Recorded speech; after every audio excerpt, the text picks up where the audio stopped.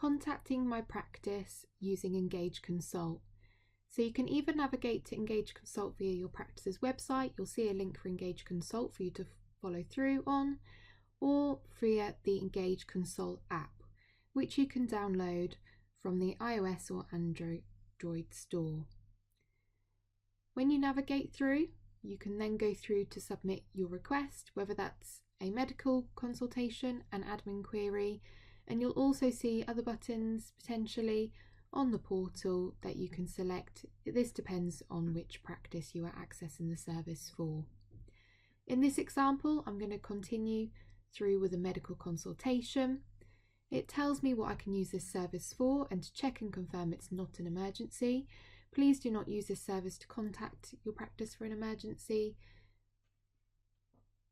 So I have to confirm before I can go through to the next stage and start the medical consultation.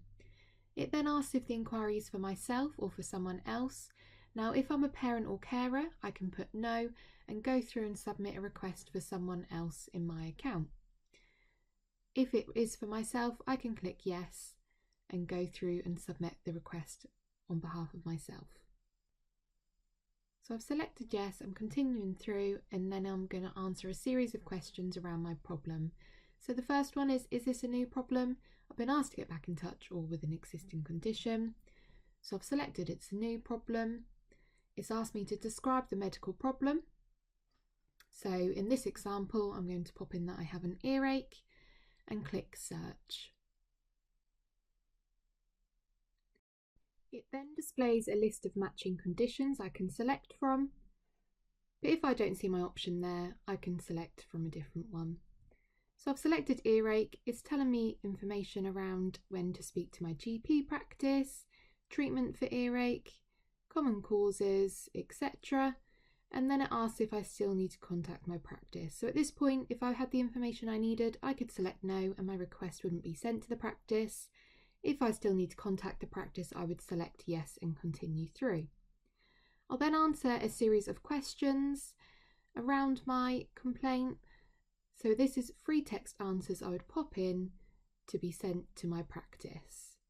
So obviously in my examples, I'm just using this as a test at the moment, but give as much information as you can to your practice. Some are optional and it will let you know that as you go through, and some questions will be required. It then asks me if I want to upload a file or a photo to my request, and in this example I am going to, so I'll select yes and continue through. It tells me what I can and cannot send through, and I have to click I understand before I continue. It gives me top tips for getting the best photo, the allowed file types, and that I can upload to 3 files or photos to my request. So I'll go through to upload a file or photo. Please note, obviously for this example, I'm not going to use a photo of a complaint, so it's just one I'm using in this particular example. It then asks if I want to upload another file or photo, but on this occasion I don't, so I select no and continue through. I'll then go through to pop in my telephone number. I can also add any more information that I need to, and then I can click submit to send that request through to my practice.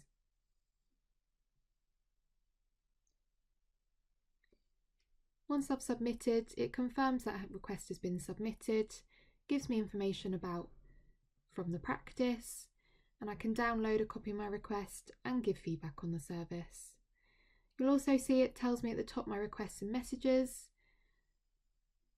and you can see I can go in there, see the request I've sent, what it's for, and I can see currently that's been unread by the practice, so I can keep up to date with what's going on with my request.